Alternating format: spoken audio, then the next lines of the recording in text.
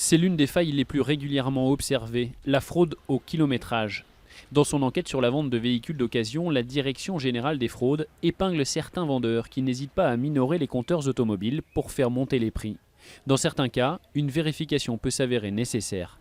Si vous avez un doute sur le kilométrage du véhicule, je vous suggère d'aller voir le constructeur qui la passera à un bon électronique et qui pourra interroger le calculateur du véhicule pour confirmer que le kilométrage du calculateur correspond au compteur.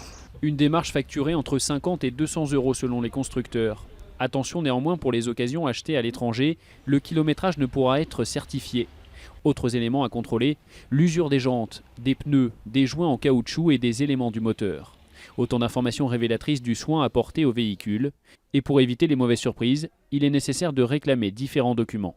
Les documents intéressants à réclamer sont le carnet d'entretien, les factures et le contrôle technique. Malheureusement, le seul document qui est obligatoire, c'est le contrôle technique. Alors après les factures, il faut insister pour essayer d'obtenir au moins quelques éléments qui pourront indiquer dans quel état se trouve le véhicule. Enfin, la mention première main, souvent mise en avant dans les annonces, doit également être contrôlée. Dans ce cas, les dates de mise en circulation du véhicule et de fabrication de la carte grise doivent être identiques.